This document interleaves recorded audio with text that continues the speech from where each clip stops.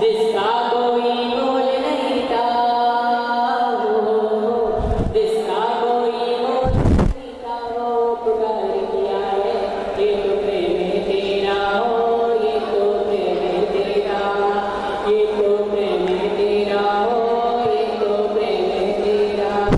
बोले संत शिरोमणि आचार्य परमहंस विद्यासागर जी महाराज की जय।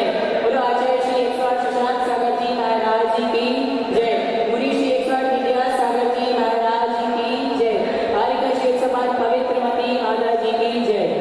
मान्यवर, हमारा बहुत ही बड़ा सौभाग्य है कि पर्युषण पर्व के इस क्षमावाणी और पारणा महासमारोह में हमारे लिए तीन महासंतों का सौभाग्य प्राप्त हुआ। ऐसा दुर्लभमय महाचातुर्मास, और वो भी ऐसी विषम परिस्थितियों में, कोरोना जैसे महाकाल में, आचार्य भगवत श्री हमारे संत शिरोमणि आचार्य विद्यासागर जी महाराज के परम आशीर्वाद से हमारे लिए तीन महासंतों का चातुर्मास का सौभाग्य प्राप्त हुआ है। मैं 4 पंक्तियां गुरुवर के चरणों में समर्पित करना चाहूंगा।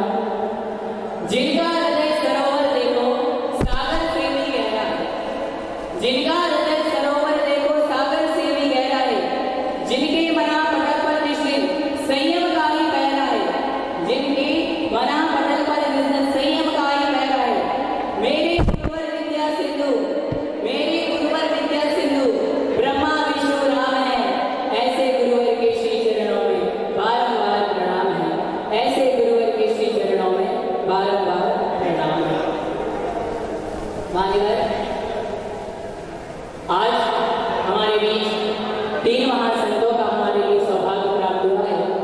आज पर्युषण पर्व के पावन विश्वोत्सव में हमारे यहाँ के श्रावक गणों ने 10 लक्षण के, किन्हीं ने 10 उपवास किए हैं, तो किन्हीं ने 5 उपवास किए हैं, और किन्हीं ने रत्नत्रय के 3 उपवास किए हैं।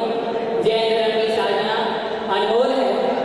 ऐसी साधना करने का सौभाग्य जिन श्रावकों को प्राप्त हुआ, उनके इस पुण्य की हम बहुत बहुत अनुमोदना करते हैं, और हम भी भावना पाते हैं कि हमें भी ऐसा ही सौभाग्य प्राप्त हो। 4 पंक्तियां मैं बोलना चाहूंगा, उसके बाद मंगलाचरण के लिए मैं नरेंद्र जी से जी नीरू भैया को बुलाना चाहूंगा। वो आएंगे और अपनी मधुरमय वाणी से मंगलाचरण करेंगे। 2 पंक्तियां माता जी के चरणों में समर्पित। जगत को छोड़ कर तेरी शरण माता में आ जाऊं, जगत को छोड़ कर तेरी शरण माता में आ जाऊं, तेरी पूजा करूं ऐसे कि तुझ में ही समा जाऊं, तेरी पूजा करूं ऐसे कि तुझ में ही समा जाऊं। निशंकित भावनाओं और निकाचित छंदों में, निकशित भावनाओं और निकाचित छंदों में, मैं सम्यक ज्ञान दर्शन से चरितोज्ज्वल बना जाऊं, मैं सम्यक ज्ञान दर्शन से चरितोज्ज्वल बना जाऊं। हमें मंगलाचरण के लिए आदरणीय नरेंद्र भैया को बुलाना चाहूंगा। वो आएंगे और अपनी मधुरमय वाणी से मंगलाचरण करेंगे। नमोस्तु गुरुदेव, वंदामि।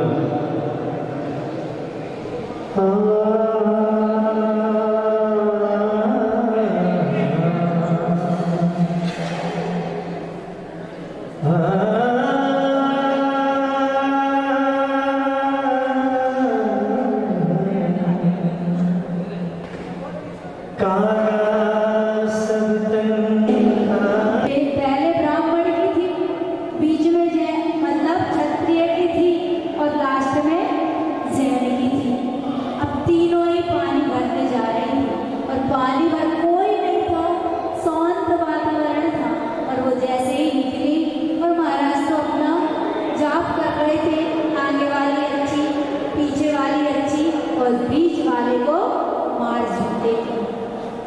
अब जैसे इन तीनों ने सुना, और तीनों ने सुना, और सुन के पीछे वाली और आगे वाली दोनों एक दूसरे को देखती हैं, और दोनों एक दूसरे को देखती तो क्या होती हैं, हंस जाती हैं।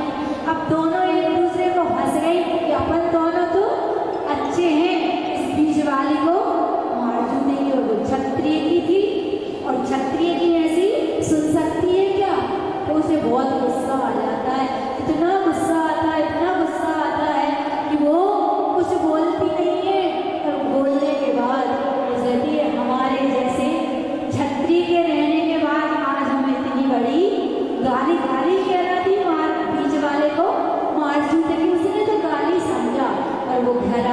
और घर आके क्या किया, पहले के जमाने में कोप भवन, तुम्हारे घर में देखा कोप भवन है, महाभारत देखा होगा, उसमें कोप भवन, तो वो कोप भवन में जाके पानी का घड़ा उतारा और जैसे ही उतारा और पटक दिया और कोप भवन में चली गई। रोज तो महारानी जी खड़ी रहती थी, उसका पति आता था तो खड़ी रहती थी कि पति देव आएंगे, अच्छा गिलास का पानी लेके, टॉवल लेके और ब्रश लेके खड़ी रहती थी कि वो आएंगे। लेकिन उस दिन तो गुस्से में थी, वो भवन में चली गई। उसके पति को भी ऐसा लगा आखिर आज हो क्या गया है, रोज तो इतने अच्छे से पानी लेके खड़ी रहती थी, आज क्या हुआ, आखिर बात क्या है, कुछ समझ में नहीं आ रहा। और वो सोचता है कि इसकी सहेलियों से पूछा जाए कि ये रोज पानी भरने जाती थी, आज ऐसा क्या हो गया कि वो उसको कुछ समझ में, पूरे में देखता है, पूरे हवेली में ढूंढ लेता है, पूरे घर में ढूंढ लेता है, कहीं नहीं मिलती है। तो आस पड़ोस में देखा मेरी पत्नी को कि कहाँ चली गई, कहीं कोई ले तो नहीं गया, इतनी सुंदर थी कोई ले गया हो, ऐसा तो नहीं हुआ। पूरे में फिर उसकी सहेलियों से पूछते हैं, भैया मेरे साथ पानी भर के तो आए, लेकिन क्या पता क्या हुआ, ऐसा हुआ कि हम लोग पानी भर के आ रहे थे तो एक संत अपना जाप कर रहे थे और उन्होंने ये कह दिया, आगे वाली अच्छी, पीछे वाली अच्छी और बीच वाले को मार देती हो, क्या पता उसको बुरा लग गया हो, इसलिए गुस्सा आ गया। उसने सोचा कि मेरे रहते हुए, मेरे छतरी के रहते हुए और मेरी पत्नी को इतनी बड़ी गाड़ी देने वाला आखिर इस राज्य में कौन है ऐसा। और वो जैसे ही घर में जाता है, देखता है सही नहीं मिलती, तो वो समझ गया कि गुस्सा आ गया होगा, इसलिए वो भवन में चली गई होगी। और वो जाता है, जैसे ही देखता है तो महारानी जी खूब भवन में पड़ी लेटी हुई थी और चद्दर ओढ़ के, इतना गुस्सा आया, वो मनाता है कि आखिर बात तो बताओ, आखिर बात क्या हुई है। और वो चद्दर उतारता है, अब तुम लोग मनाते होगे अपनी पत्नियों को, वो भी मना रहा था, कैसे मनाते हो, वो भी रूठ गई तो वो मना रहा था, तो उसने खूब मनाया। जैसे किसी व्यक्ति को मनाना पड़ता है तो बड़े प्रेम से मनाना पड़ता है, लेकिन वो सामने वाला जब गुस्सा होता है तो उसे कुछ भी अच्छा नहीं लगता, वो बिल्कुल चद्दर खींच लेती है, अपना मुंह खोलती नहीं है, बहुत मनाता है। मनाने के बाद कहता है, आखिर बात तो बताओ, आखिर हुआ क्या है, देख तुम्हारे रहते हुए और मेरे जैसे छत्राणी को उसने आज एक संत महात्मा ने भोंग हुई बैठा हुआ था और जाप कर रहा था, क्या कर रहा था, मुझे गाली दे दी। क्या गाली दे दी कि मैं तीनों पानी भरने जा रही थी, आगे वाली अच्छी, पीछे वाली और मेरे बीच में थी, तो दोनों तो हंस गई और मेरी बुराई करने लगी कि अपन दोनों तो अच्छे, जो बीच वाली है इसको मार जूते की, और हमारी लिए इतनी बड़ी गाली दे दी। वो कहता है कि उठो महारानी जी, तुम्हारे मेरे रहते हुए तुमसे कोई कुछ नहीं कह सकता, चलो मैं अब भी तुम्हारे संग क्षत्रिय था। और उसने तलवार उठाई, तलवार उठा के और कहता है कि लो, मैं तेरे चरणों में उसका अब भी गला काट कर लाता हूँ और तेरे चरणों में समर्पित कर देता हूँ। और वो अच्छे बिल्कुल सज धज के, बिल्कुल तैयारी से संत महात्मा की गर्दन काटने के लिए तैयार हो जाता है और वहाँ जाता है।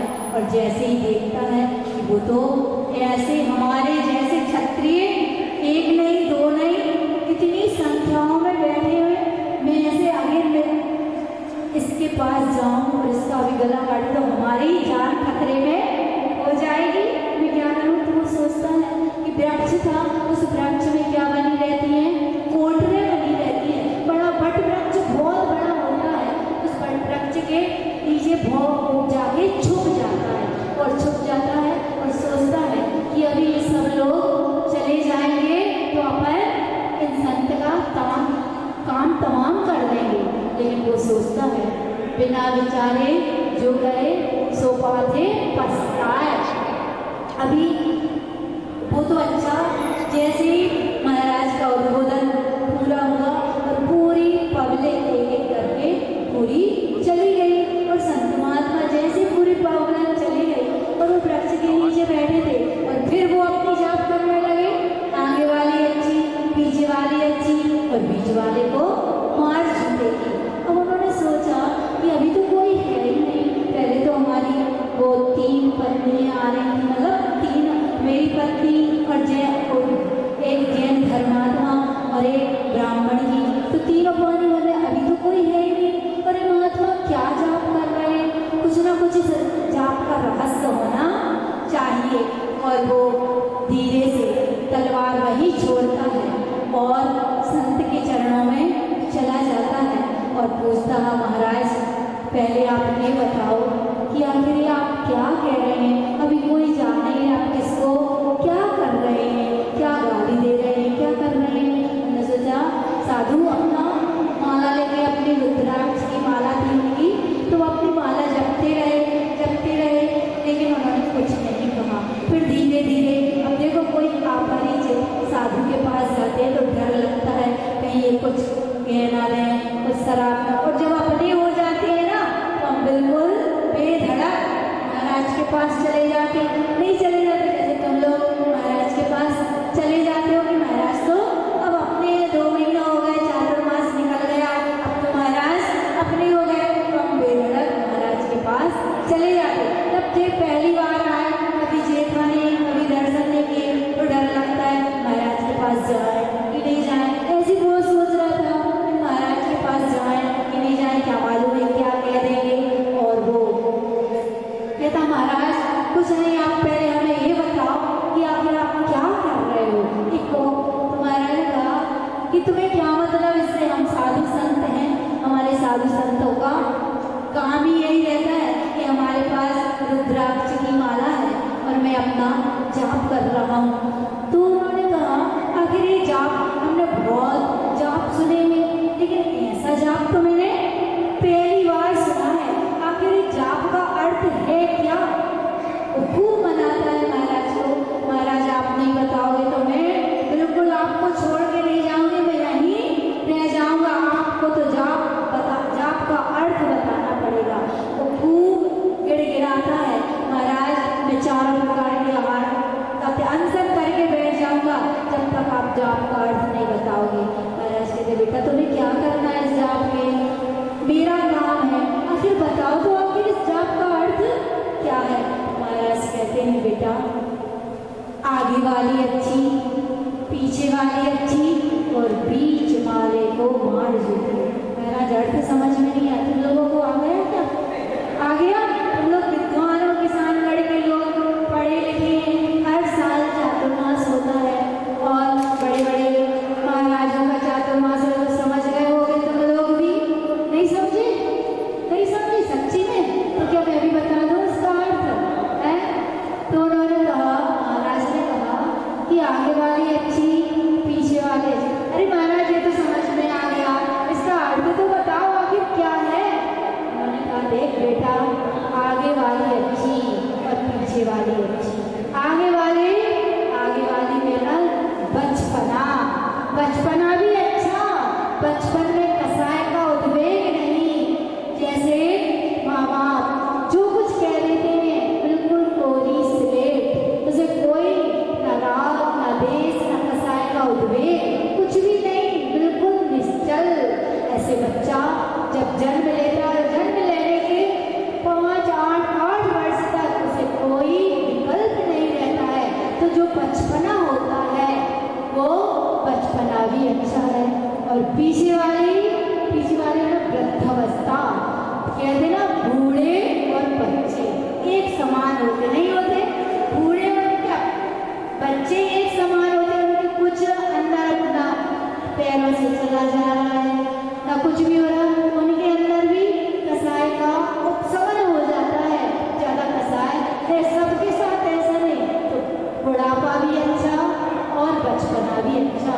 लेकिन भैया देख, आगे वाली अच्छी, बचपना अच्छा और पीछे बुढ़ापा अच्छा, और लेकिन जवानी 10 वर्ष से लेकर एक 30-40 वर्ष तक की ये युवा अवस्था ये बहुत खराब है। आगे वाली अच्छी पीछे लो, बीच वाले को मार चुकी है। देख बेटा, मेरा भी जवानी है, जवानी में मैंने व्रत लिया तो मैं ये नहीं सोचूं मैं जाप इसलिए करता हूँ कि मेरी बचपना निकल गया, युवा अवस्था है इसमें मैंने, और सभी की युवा अवस्था, इस युवा अवस्था में क्या करते हैं, जवानी के जोश में व्यक्ति होश को भूल जाते हैं, जवानी के जोश में होश को भूल जाते हैं। तो कहीं हम सख्त व्यसनों में लग जाते हैं, कहीं हम जुआ खेलने लग जाते हैं, शराब पीने लग जाते हैं, परिस्थिति को छेड़ने लग जाते हैं, साथ व्यसन तो जानते हो।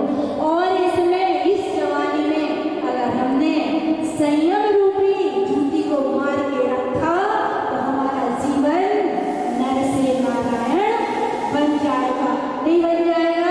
इसलिए ये युवा अवस्था, और तुम लोग देख रहे हो जितना भी व्रत करना हो, उपवास करना हो, संयम की साधना करना हो, तीर्थ यात्रा करना हो, और जितना भी संयम धारण करना हो, तो जैसे इन लोगों ने 10 उपवास किए कैसी जवानी में, क्यों जवानी में देखो 10 उपवास इतने अच्छे से हो गए, क्यों जवानी में इस 10 दिनों में संयम को किसको अपने संयम रूपी जूती से मार के रखा है।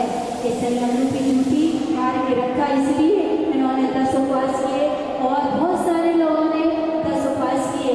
लेकिन यहाँ जो 3 लोगों ने उपवास किए उन्होंने घर का त्याग करके किया और बिल्कुल निर्दोष उपवास किए पूरे 10 दिनों तक। आरंभ परिग्रह का त्याग करके नाली में लघु शंका नहीं जाना, दीर्घ शंका नहीं जाना, बिल्कुल साधु की जैसे चर्या का पालन किया। इन 10 जितने लोगों ने उपवास किए भगवान से यही प्रार्थना करते हैं कि इन 10 दिनों में इन्होंने जैसे ही संयम रखा, लेकिन आगामी काल में भी इस युवा अवस्था में इस संयम को धारण करें और इस व्यसनों में ना फंसकर अपने आत्म कल्याण में करें तो हमारा यह जीवन सफल हो जाएगा। अपने पास समय की बहुत कमी है, महाराज जी से सुनना है, इसलिए इस कथा को यही विराम देते हैं। बोलो महावीर भगवान की। धर्म कर मस्त जवानी में बुढ़ापा किसने देखा है। इसी पंक्ति को लेते हुए आज माता जी ने हमें आत्मबोध कराया कि इस संसार में यदि आपको धर्म करना है तो वह जवानी ही है। और व्यक्ति सोचता है कि जवानी तो भोगने के लिए होती है, हम धर्म बुढ़ापे में कर लेंगे जब इंद्रिय शिथिल हो जाती है। तो इस बात का विचार करें और अपनी आत्मा का उत्थान करें। अब मैं मुनिवर श्री 108 विद्यासागर जी महाराज के चरणों में सभी ने निवेदन करूंगा कि वो अपनी वाणी से हम सभी को प्रताप करें। जिन्होंने भी 10 उपवास किए हैं वो सभी मंच पे आकर विराजित हो।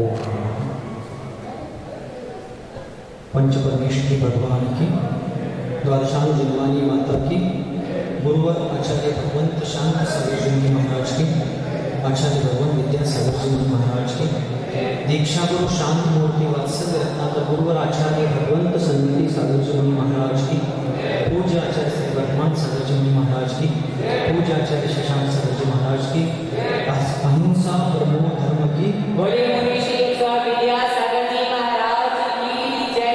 समस्त मुनियारिका संघ की जय। अपनी गति से पढ़ रहा हूँ। परीक्षा दशलक्षण पर्व संपन्न हो चुका है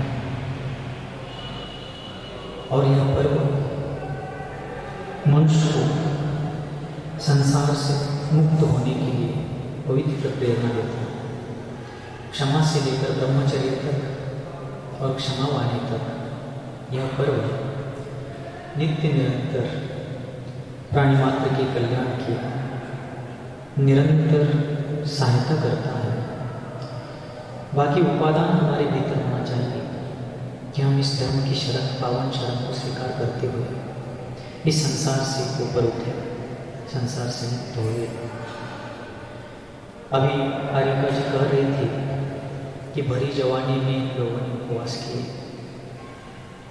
इस जवानी में उपवास किए इसका मुझे कोई आश्चर्य नहीं लगता, बल्कि इस जमाने में इन्होंने उपवास किए इसका आश्चर्य इसलिए लगता है क्योंकि जवानी में तपस्या करने वाले तो बहुत लोग हो गए हैं, लेकिन वर्तमान जमाने में जो परिस्थितियाँ उत्पन्न हुई हैं, जो दृष्टिकोण लोगों का उत्पन्न हुआ है, बड़ा विचित्र है, बड़ा अटपटा है। नीतिकारों ने कहा है कि मानवता की महिमा, सादगी का सौंदर्य, गरीबी की गरिमा और जिन धर्म की सात्विकता अब निरंतर घटती जा रही है, अपकर्षित हो रही है। और ऐसी स्थिति में मनुष्य जब धर्म की शरण लेकर के अवनति से उन्नति की ओर बढ़ने का प्रयास करेगा तो वह अवश्यंभावी अपने साथी को, अपने लक्ष्य को प्राप्त कर सकता है, किंतु लक्ष्य के प्रति एकनिष्ठ होना चाहिए, पूर्ण समर्पित होकर लक्ष्य की ओर बढ़ना चाहिए, तो हम लक्ष्य को प्राप्त कर सकते हैं। और इसके साथ साथ हम अपना दृष्टिकोण जो है, वैचारिक दृष्टिकोण, तात्विक दृष्टिकोण, धार्मिक दृष्टिकोण, उसको उदात्त बनाए, उदार बनाए, निस्वार्थी बनाए और जैसा पूर्वाचार्यों ने हमारे लिए मोक्ष मार्ग संबंधी आदेश उपदेश दिया है उसी के अनुरूप चले। ना हमारा कोई पंथ है, ना हमारी कोई व्यक्तिगत मान्यता है और ना हमारे कोई व्यक्तिगत सोच है। हमारा पंथ तो वह पंथ है, महाजना येन गताः स पंथः। महापुरुष जिस पर चल करके अपने लक्ष्य तक पहुंच गए, मुक्ति तक पहुंच गए, वही हमारा पंथ है। ना तेरा पंथ हमारा है, ना 20 पंथ हमारा है। हमारा पंथ तो महावीर भगवान के द्वारा, उनके पूर्ववर्ती तीर्थंकरों के द्वारा बताया गया जो रत्नत्रय स्वरूप निर्धन पंथ है, उसी पंथ का प्रयास करें और अपने नजरिए को, अपने वैचारिक दृष्टिकोण को आमूल चूल परिवर्तित करने का प्रयास दूसरे किसी के लिए नहीं, हमारे आत्मिक उन्नति के लिए हम सभी को करना है। एक शिल्पकार, बहुत समय हो रहा है, 2-5 मिनट में पूरा करूंगा। एक शिल्पकार जो मिट्टी से अनेक प्रकार की वस्तुएं बना रहा था, चूल्हा बना रहा था, मिट्टी के बर्तन बना रहा था, मिट्टी के घड़े बना रहा था।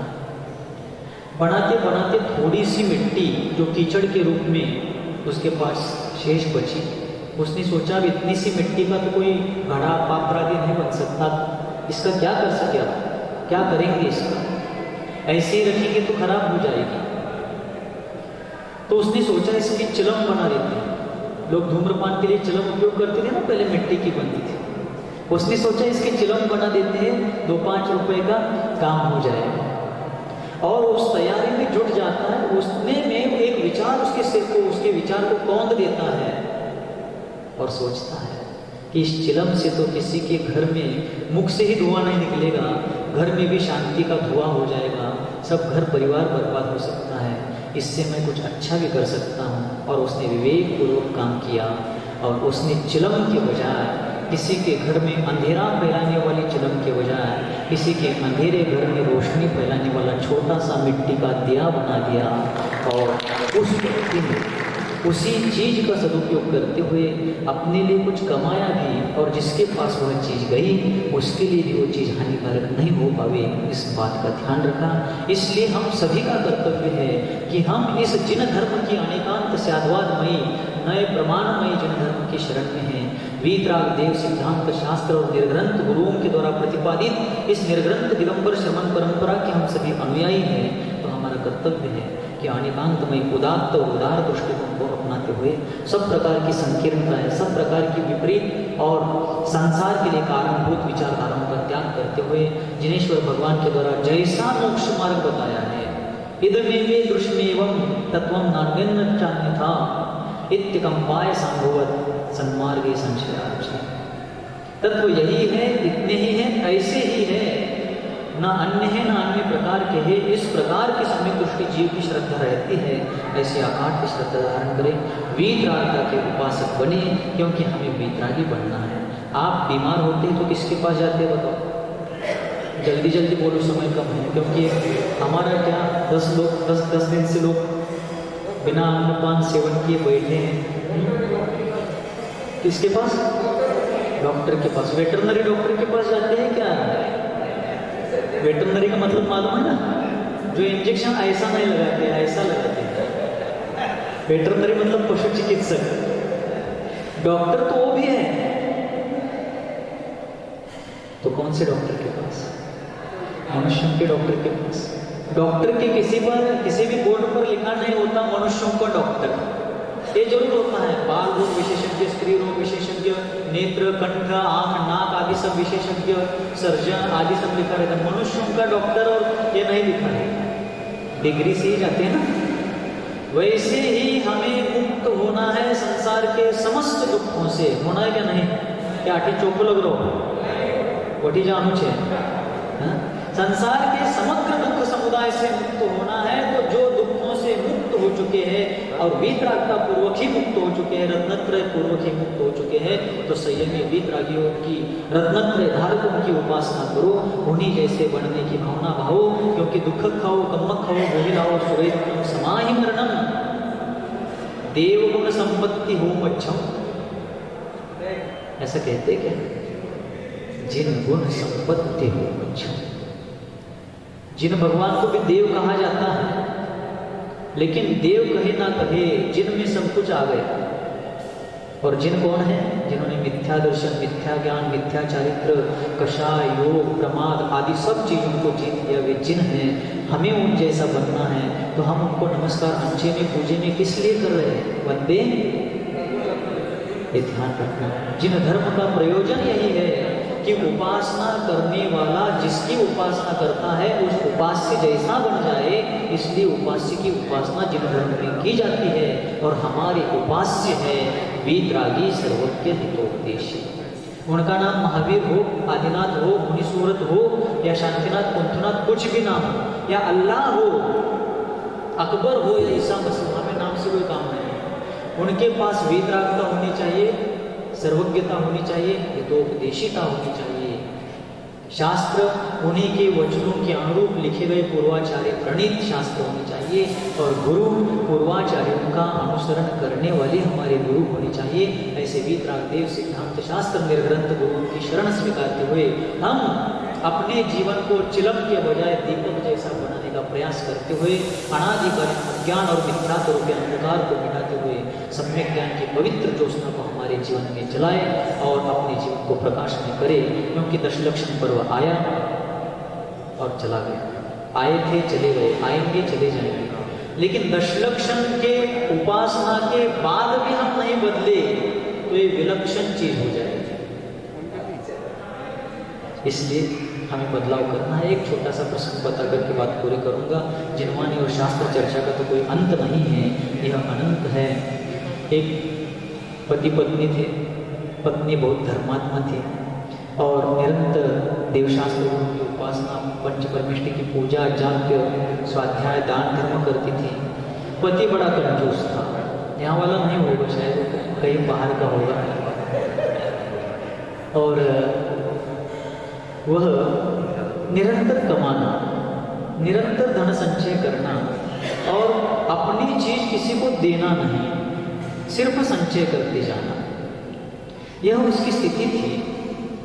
पत्नी को बड़ा दुख होता था कि इतना हमारा सब कुछ धन संपदा और सब सामर्थ्य होते हुए भी हम दान धर्म नहीं कर पाते हैं, सत्पात्र दान नहीं करते हैं, पति परमिशन देते नहीं हैं, तो कैसा करें। चातुर्मास चल रहा था, दशलक्षण पर्व आया था और उस दौरान कौन सा पर्व आया था? सुन रहे जो मैं, पर्युषण पर्व नहीं, दशलक्षण पर्व। पर्युषण शब्द श्वेतांबर संप्रदाय से आया है। श्वेतांबर दिगंबर राग द्वेष नहीं चल रहा है, लेकिन जो अनादिकालीन रूढ़ी है उसी को स्वीकार करे, उसी को सही यथार्थ मान्यता को ग्रहण करे, यही यथार्थ मान्यता धारण करे। दशलक्षण पर्व आया था, मुनि महाराज के प्रवचन चल रहे थे। पत्नी ने सोचा श्रीमान जी को थोड़ा कुछ बदलाव आए, इसलिए प्रवचन सुना देते हैं, और बहुत आग्रह किया। पहले दिन से आग्रह किया, नहीं गए, बार बार आग्रह किया तो आखिरकार मान गए और उत्तम त्याग के दिन आ गए। महाराज का प्रवचन चल रहा था, महाराज ने त्याग की महिमा बताई और श्रावक का अपनी मालिकियत की चीज का त्याग करना ही श्रावक का दान कहलाता है, ये सब समझाया व्यवस्थित तरीके से। पति बड़े ध्यान से सुन रहा था, पत्नी भी बीच बीच में देख रही थी हमारे श्रीमान जी क्या कर रहे हो, ध्यान से सुन रहे हो या कान से सुन रहे हो। पत्नी देख रही थी, मैं आपसे पूछ नहीं रहा हूँ, वो पत्नी देख रही थी कि पति क्या कान से सुन रही है ध्यान से सुन रही है, आपसे मैंने थोड़ी पूछा है। तो पति बड़ा एकाग्र होकर के गंभीर मुद्रा से महाराज की प्रवचन वाणी को सुन रहा है। ये देखकर पत्नी को बड़ा आनंद हुआ। प्रवचन समाप्त होते ही भीड़ भाड़ जाते ही पत्नी ने पति के पास जाकर के पूछा, क्यों, कैसा रहा प्रवचन? पति इतना उत्साह से बोलने लगा, क्या बताऊं, आज मेरे भाग्य खुल गए, ऐसे प्रवचन जीवन में कभी सुने।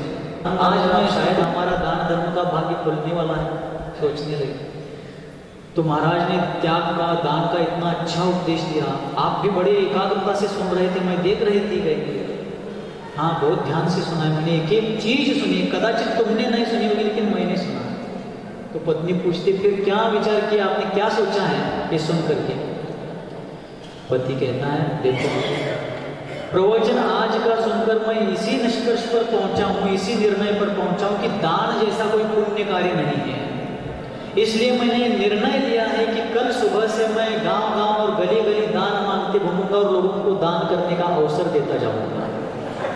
क्या करता जाऊंगा? हर गली, हर चौराहे पर जाऊंगा, पहाड़ी चौक और कोई चौक हो, सर्वत्र जाऊंगा और सर्वत्र जाकर के लोगों को दान पुण्य करने का अवसर प्रदान करूंगा, दान इकट्ठा करूंगा।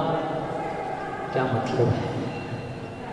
दशलक्षण में भी बदलाव नहीं हुआ तो ये बहुत जबरदस्त विलक्षणता है। इसलिए हम लोगों को हमारा आंतरिक बदलाव करना है। यहाँ पर दशलक्षण की उपवास, 5 उपवास, 3 उपवास, 2 उपवास, 1 उपवास, एकाशन आदि या 10 उपवास, जिसने जितनी भी साधना करी है वो सब प्रशंसनीय है। साधना कितनी करी यह जैन धर्म में नापा नहीं जाता। जैन धर्म में साधना कैसे करी, सम्यक तरीके से करी, मिथ्या तरीके से करी, ज्ञान कैसा है, कितना है, नहीं पूछा जाता है। हजारों शास्त्रों का ज्ञान है क्या, नहीं पूछा जाता है, बल्कि सम्यक ज्ञान है क्या, थोड़ा भी हो लेकिन सम्यक ज्ञान है क्या। आप कितनी साधना तपस्या कर रहे हैं नहीं पूछा जाएगा, बल्कि सम्यक तरीके से, आगमोचित तरीके से कर रहे क्या। क्या कोई ख्याति, पूजा, पद, प्रतिष्ठा, मान सम्मान, लोकेशना, यश, कीर्ति के लिए कर रहे हैं, ये पूछा जाता है। तो कोई भी साधना हमें तपसा निर्जराच और कर्म क्षयार्थम तप्यते इति तपः, इन आर्ष सूत्रों को ध्यान में रखते हुए करनी है। कर्म बंधनों से छूटने के लिए साधना, त्याग, तपस्या करना है और बाकी कोई भी लौकिक प्रयोजन इसमें न रखते हुए साधना करनी है। बहुत समय हो चुका है, जिनकी भी पारणा आज होनी है, 10 दिन के बाद हो, 5 दिन के बाद हो, 5 दिन वालों की तो खैर हो चुकी होगी।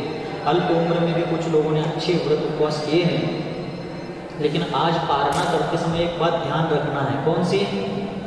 10 दिन से कुछ नहीं लिया है, इसलिए दाल बाटी चूरमा और राजस्थानी सुरमा अब ढीला नहीं पड़ूंगा मैं, ऐसा नहीं करना है। आज 10 दिन के बाद वगैरह 5 दिन, 3 दिन, जितने दिन बाद आज अन्न ग्रहण करना हो, हल्का हल्का अन्न लेना है। पानक, मुनक्का का जल आदि चीजें लेना है, नहीं तो दाल बाटी खा करके आंखें सफेद नहीं हो जावे। हल्का, अत्यंत हल्का अन्न लेना है जो अत्यंत तुरंत पच जाए, इस प्रकार। नहीं तो चंदू भैया अपने बिना बाहे की हाथ पहन करके आए, मतलब शर्ट पहन कर आए, पीछे खिसकाने का कोई काम ही नहीं, 10 दिन का उपवास है, ऐसा नहीं चलेगा।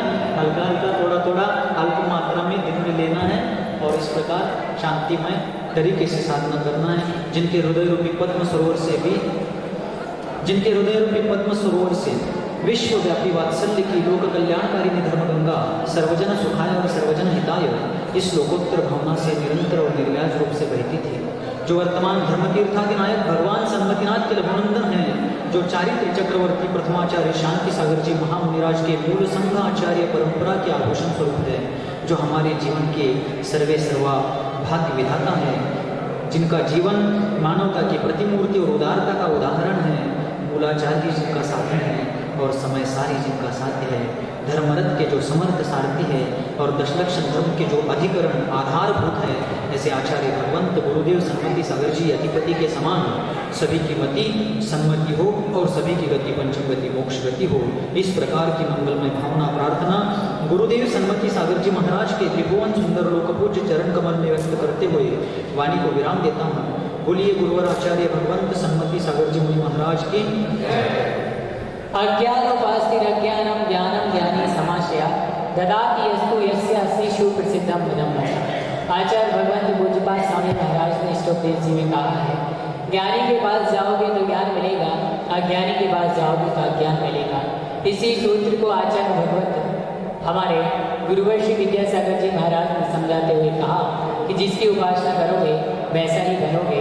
अब हम आगे आचार्य भगवान श्री सिद्धांत सागर जी महाराज के चरणों में निवेदन करेंगे कि हे भगवान, आप अपनी वाणी के द्वारा हम अज्ञानी जीवों का कल्याण करें। नमो महाराज।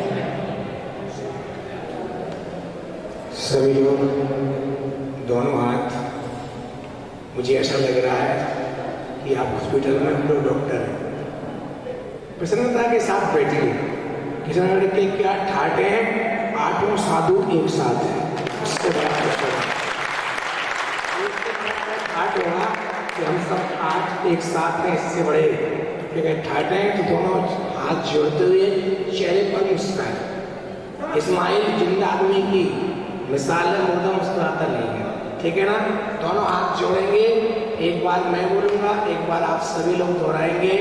ओम नमः सिद्धेभ्यः, ओम नमः सिद्धेभ्यः, ओम नमः सिद्धेभ्यः, ओम नमः सिद्धेभ्यः। मेरी श्रद्धा के तुम मेरी जहाज हो, मेरी आस्था के तुम सरताज हो, बड़े वाले पद में प्रभु भगवान, मेरे जीवन के तुम्हें विश्वास हो, मेरी श्वासों पे तुम्हें निवास हो। शशांक सागर तुम्हें पुकारता, तेरा रास्ता है हरदम निहारता, मेरी नैया के केवल हारे, तेरे चरणों में वंदन हमारे, तेरे चरणों में वंदन हमारे, तेरे चरणों में वंदन हमारे। जय बोलिए पंच परमेश्वरी भगवान की, चतुर्विंशति तीर्थंकर भगवान की, आदिनाथ भगवान की, अमरनाथ वाड़े वाले पदम प्रभु भगवान की, त्रिशूलनाथ भगवान की, बोले महावीर भगवान की, चारण चक्रवर्ती आचार्य श्री शांति सागर जी महाराज की, वात्सल भारती आचार्य भगवान श्री वर्धमान सागर जी महाराज की,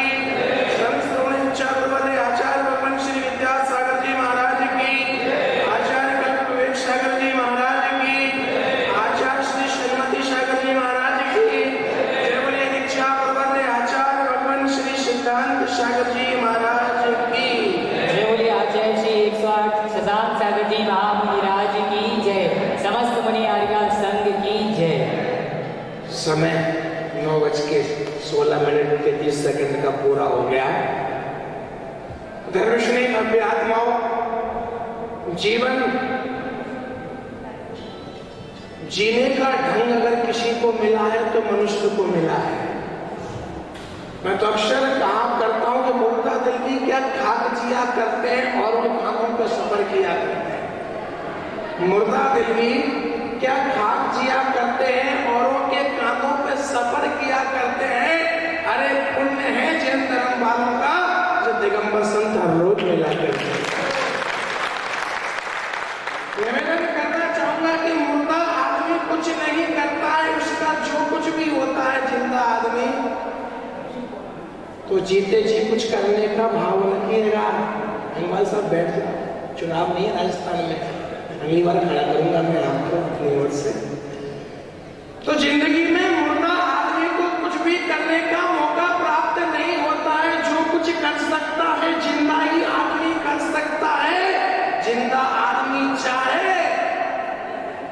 तो जिंदा दिली का जीवन जी सकता है और चाहे तो मुर्दे की भांति पैसे को भी बटोर सकता है। जीवन मिला है, आदमी दो में ही पागल है, श्री और श्रीमती में। जीवन भर निकल जाता है, न स्त्री कमाना बोल पाता है पाड़िया की, न श्रीमती को छोड़ पाता है। और श्री जी के पास तो पता नहीं कब आ पाएगा। श्री, श्रीमती और श्री जी, तीनों में श्री लगा है। एक से व्याकुलता बढ़ती है, दूसरे के पास जाने से आकुलता बढ़ती है और तीसरे के पास निराकुलता प्राप्त होती है। इसलिए जीवन में श्री के पास तो आना, लेकिन श्री और श्रीमती को छोड़ के श्री जी के पास बैठने का भाग रखना। जीवन में बड़ा पुण्य योग मानना। आज किशनगढ़ वालों ने वो कारनामा कर दिखाया कि आज तारीख भी क्या चुनी आप लोगों ने। गजब, मैं सुन रास्ते में चल रहा था पुलिस जी के साथ, मैंने सोचा यार कितना सुंदर दिन चुना हम लोगों को मिलाने का, कितना सुंदर दिन चुना है। मैं तो वास्तव में तारीफ करूंगा, पवित्र नदी माता जी ने ये ग्राउंड हमको दिया, कितना सुंदर दिन चुना। 2/9/2020, 2 और 9 11 और 2 13, 13 प्रकार के चारित्र वाले जिनकी पालना कराएं उनके तो कर्म पुण्य आप देंगे। इसलिए जीवन में सोचना कितना पावन पुनीत दिवस।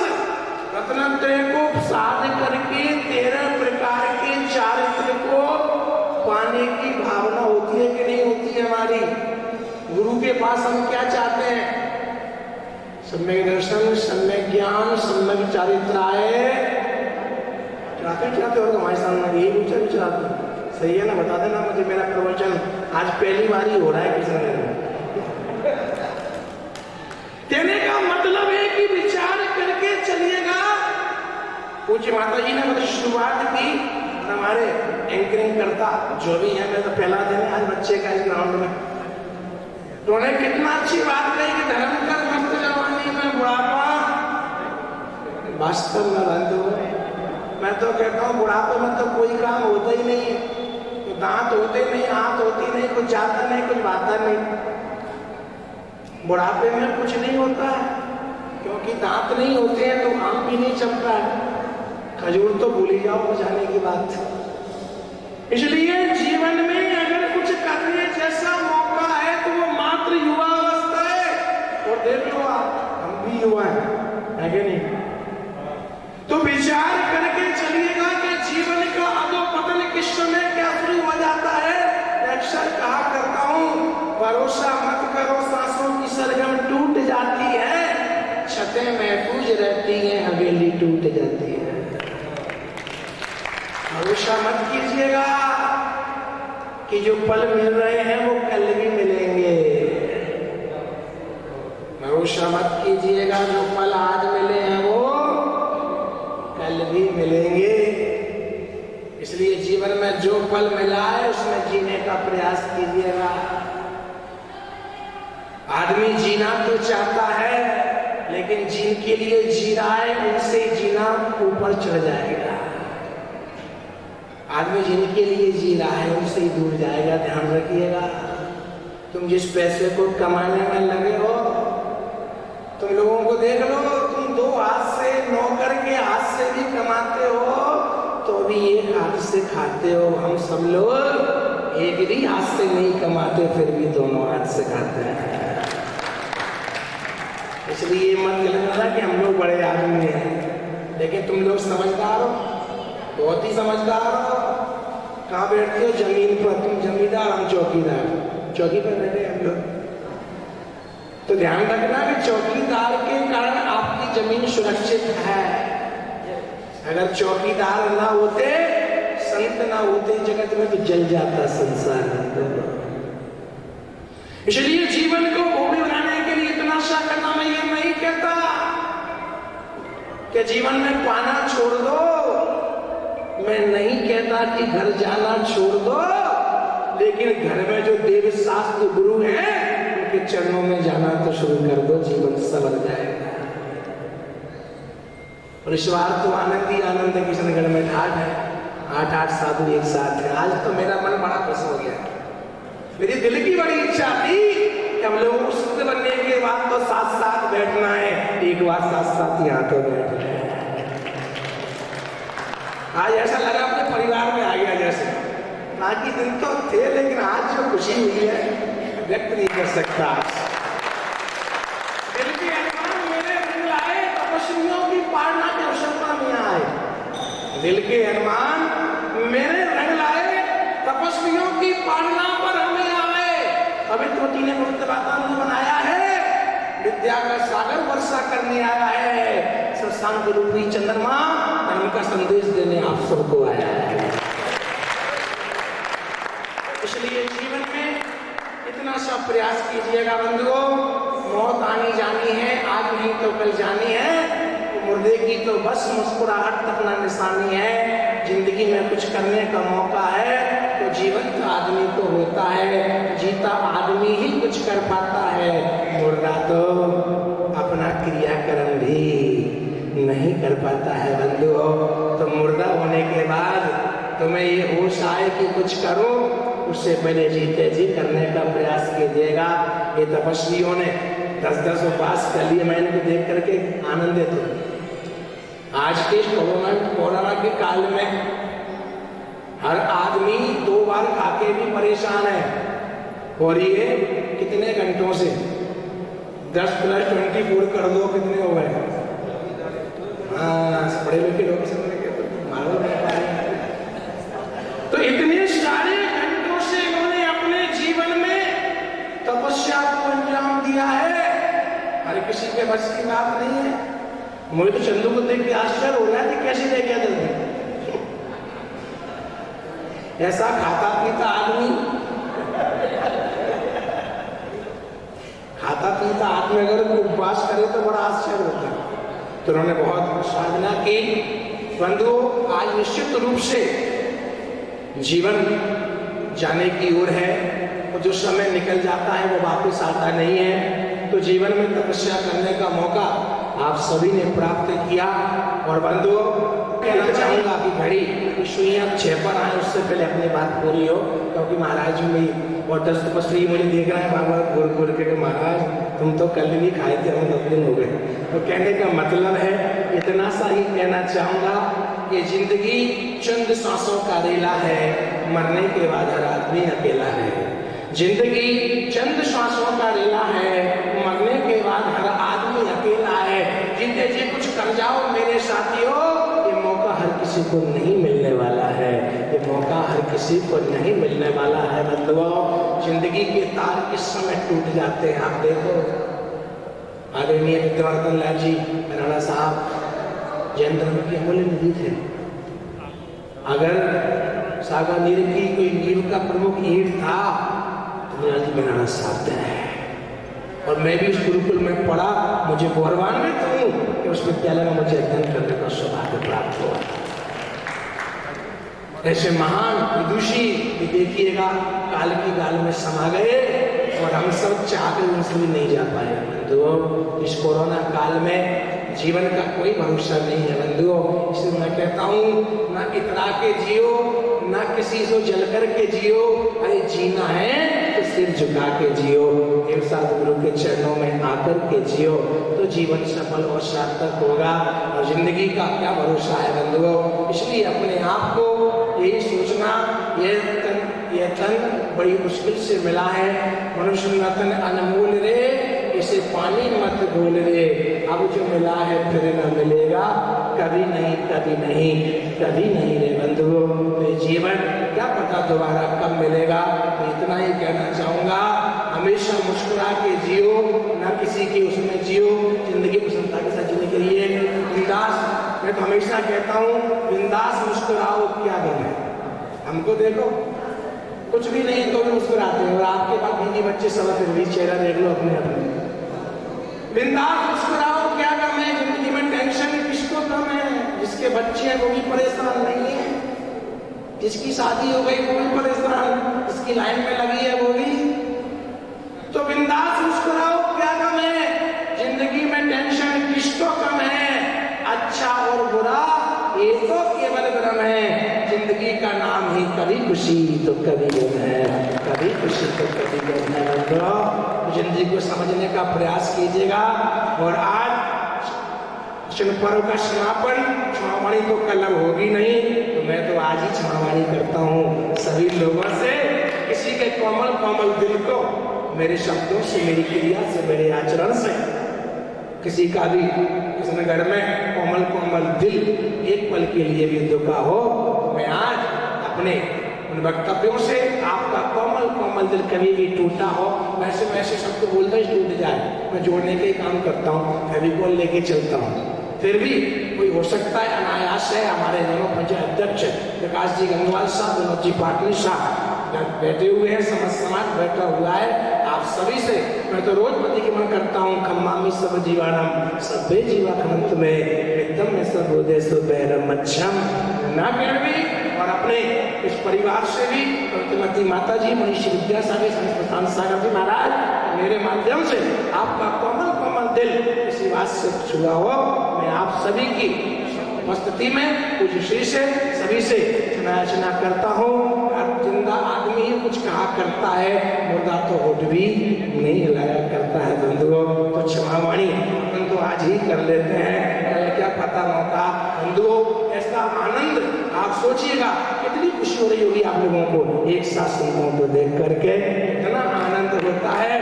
मैं तो कहा करता हूँ, महावीर का नजारा नजर आता है, महावीर का नजर आता है। संतों का चौमासा मुश्किल से मिल पाता है।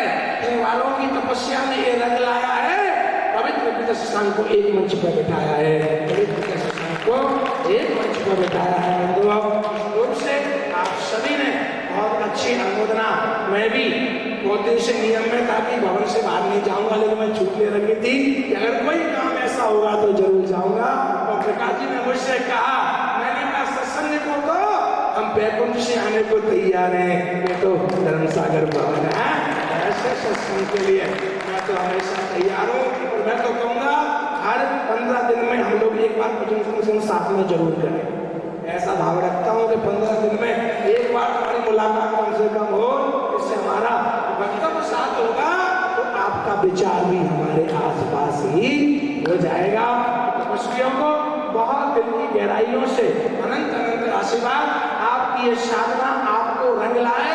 आज आप पिच्छी धारियों के साथ में कर रहे हैं पारणा, कल पिच्छी बन दे करके पारणा करने में आप सबका नंबर आए, आप सबका नंबर आए। इन्हीं पवित्र भावनाओं के साथ सभी लोगों के जीवन में सुगंध आए, आपके परमात्मा के रंग में रंग जाए।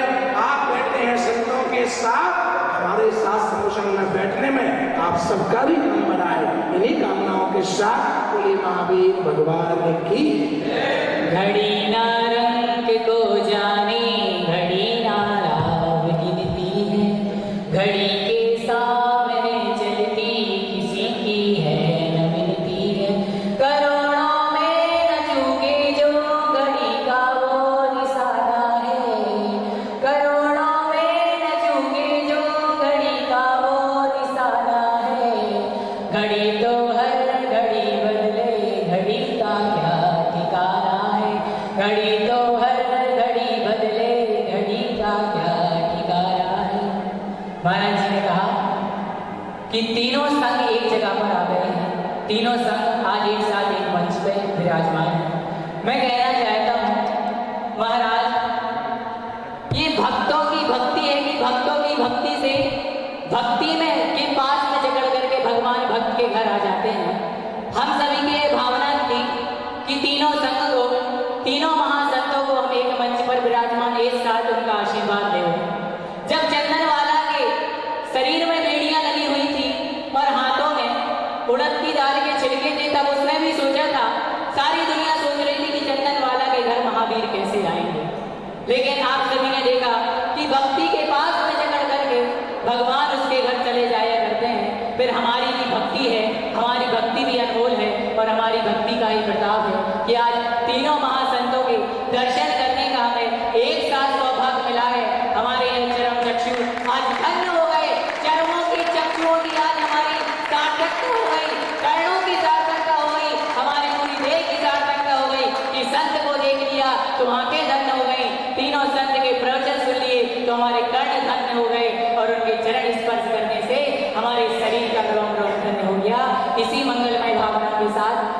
के कार्यक्रम के लिए आदरणीय श्री प्रकाश जी गंगवाल साहब को बुलाना चाहूँगा कि वो आएंगे और आगे के कार्यक्रम की गतिविधि करें।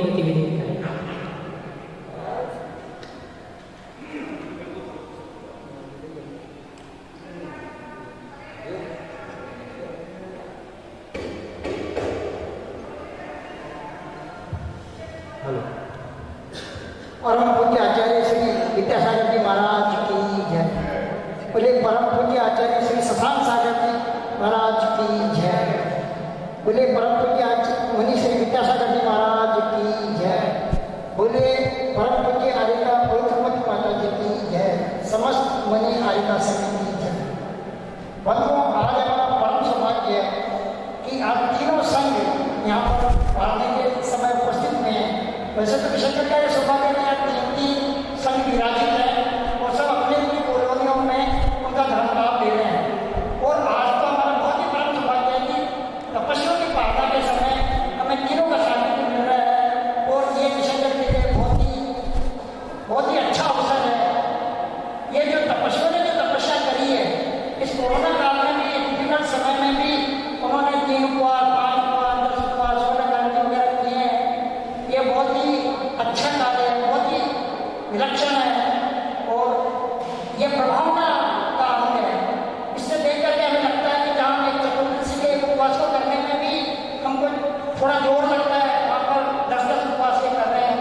ये इसी के धर्म प्रभाव में आगे बढ़ते रहें और अपने मार्ग को प्रशस्त करते रहें। अभी क्षमावणी पर शायद अपना सामूहिक कार्यक्रम नहीं होगा, इसलिए मैं तीनों संघों से जो भी हमारे से त्रुटि हुई हो, समस्त समाज से जो भी हमारे मनोरंजन काल से त्रुटि हुई हो, उनकी तरफ से हमें हमारे समाज के उन्होंने ड्रॉ करने की हमें क्षमा करेंगे और सभी से मनोरंजन का क्षमा करेंगे। जय हिंद। जय बोलो विश्वनाथ भगवान की जय। जय बोलो आचार्य शांति सागर जी महाराज की जय। जय बोलो आचार्य हनुमान सागर जी महाराज की जय। जय बोलो आचार्य विद्यासागर जी महाराज की जय। जय बोलो आचार्य शशांक सागर जी महाराज की जय। जय बोलो मुनि विद्यासागर जी महाराज की जय। जय बोलो आर्यका पवित्रमती माता जी की जय। समस्त मुनि संघ की जय।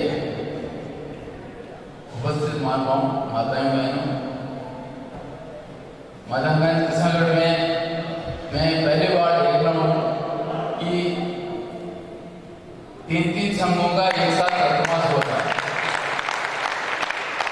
माधवगंज कृष्णगढ़ बहुत सौभाग्यशाली है कि करीब एक साथ चतुर्मास होता है, पर इस साल 3 संघों का एक साथ चतुर्मास हो रहा है। और इस कोरोना काल में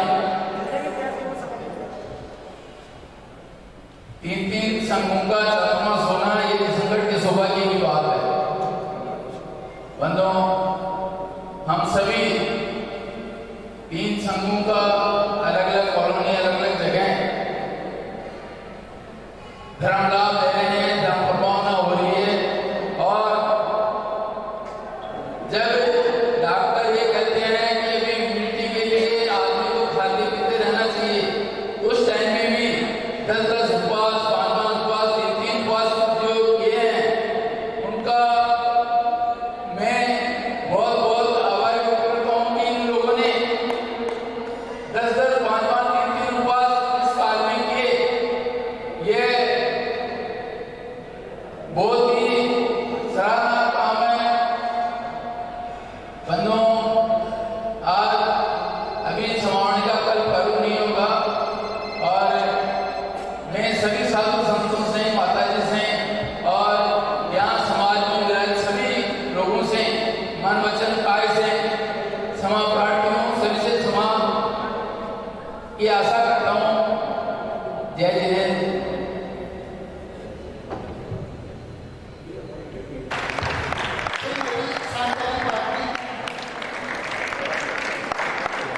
तीसरे हैं श्रीमती प्रभा देवी पहाड़िया, धर्मपत्नी धर्मचंद जी पहाड़िया।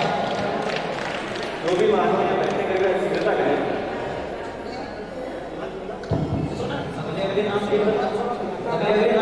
इसके बाद श्रीमान राकेश जी पहाड़िया, ईशानी वाले 16 कर्म के उपवास में हैं।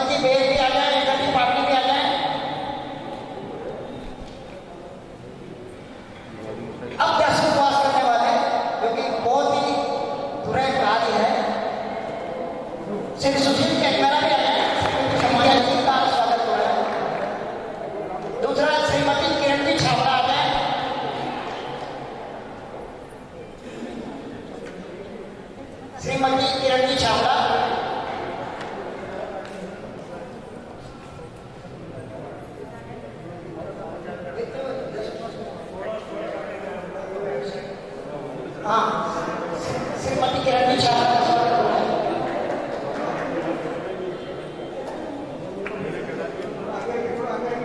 श्रीमती किरण छात्रा का स्वागत हो रहा है। इसके बाद श्री चंद्रप्रकाश जी बेड़ आ जाए। श्री चंद्रप्रकाश जी बेड़, इनका स्वागत विनोद जी पार्टी और प्रधान जी गंगवार इनका स्वागत करेंगे।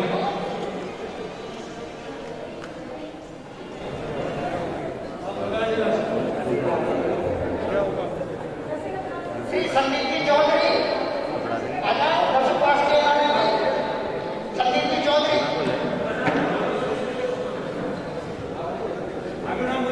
श्री मुकेश जी काला आ जाए। नौने के दर्शक पास के हैं। स्वागत के लिए अशोक जी काला। हाँ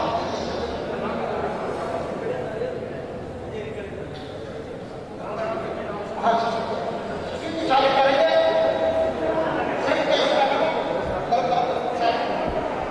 श्रीमती शशि जी तगड़ा, शशि जी तगड़ा आ जाए। इसके बाद श्रीमती शकुंतला जी छाबड़ा नौसिंहपुर आ जाए।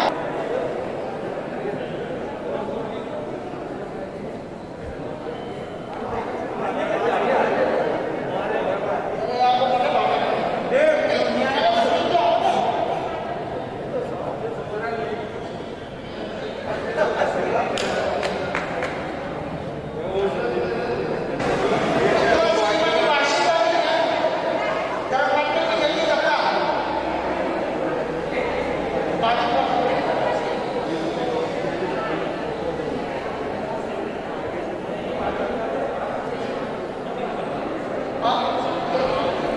पता दर्शन करके